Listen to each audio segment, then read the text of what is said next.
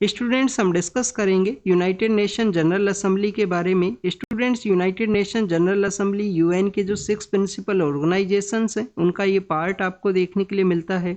Students 6 principal organisations वही हैं जिनके द्वारा यूएन चार्टर है उसको साइन किया गया था यूएन के इस्टेब्लिशमेंट के दौरान में। अगर हम बात करें students United Nation General Assembly के बारे में तो मेन पॉलिसी मेकिंग ऑर्गन के रूप से आपको देखने के लिए मिलता है। यूएन के प्लेटफॉर्म के ऊपर जो पॉलिसी मेकिंग एक्टिविटी है वो इसी ऑर्गेनाइजेशन के द्वारा कैरी आउट किया जाता है।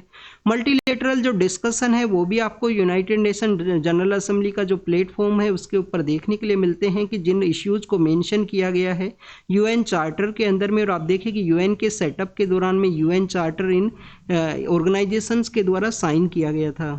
अगर हम बात करें students United Nation General assembly का जो मेंबरशिप है उसके बारे में तो आप देखिए कि जो 193 जो कंट्रीज हैं जो यूएन का पार्ट है वो सभी कंट्रीज आपको यूनाइटेड नेशन जनरल असेंबली का जो मेंबर्स हैं वो देखने के लिए मिलते हैं।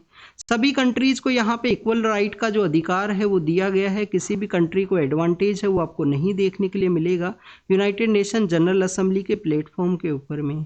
अगर हम बात करें स्टूडेंट जनरल असेंबली के जो एनुअल सेशंस हैं उनके बारे में तो सितंबर मंथ से लेकर दिसंबर मंथ के समय तक जो एनुअल सेशंस हैं उनको ऑर्गेनाइज किया जाता है।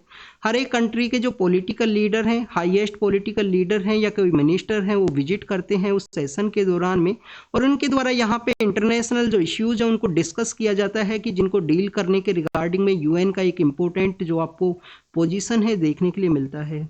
अगर हम यूनाइटेड नेशन जनरल असेंबली के जो मेन डिसीजन मेकिंग एक्टिविटीज़ के बारे में डिस्कस करें यूएन के प्लेटफॉर्म के रिगार्डिंग में तो आप देखिए कि जो सेक्रेटरी जनरल हैं जिनको कि यहाँ पे हम चीफ एडमिनिस्ट्रेटिव ऑफिसर के रूप से भी जानते हैं यूएन के प्लेटफॉर्म के ऊपर में, तो उनका जो अपॉइंटमेंट है सिक्योरिटी काउंसिल के थ्रू किया जाता है। तो सिक्योरिटी काउंसिल का जो रिकमेंडेशन है उसी के बेसिस पे सेक्रेटरी जनरल को यहाँ पे अपॉइंटमेंट है जो आपको यूनाइटेड नेशन जनरल असेंबली के थ्रू देखने के लिए मिलता है। सिक्योरिटी काउंसिल के अंदर में जो नॉन परमानेंट मेंबर्स हैं उनका जो वोटिंग है वो भी आपको यूनाइटेड नेशन जनरल असेंबली के थ्रू देखने के लिए मिलेगा और जो यूएन का बजट है वो भी इसी के थ्रू अप्रूव किया जाता है जनरल असेंबली के थ्रू में। तो this is all the information related to the United Nation General Assembly के बारे में था।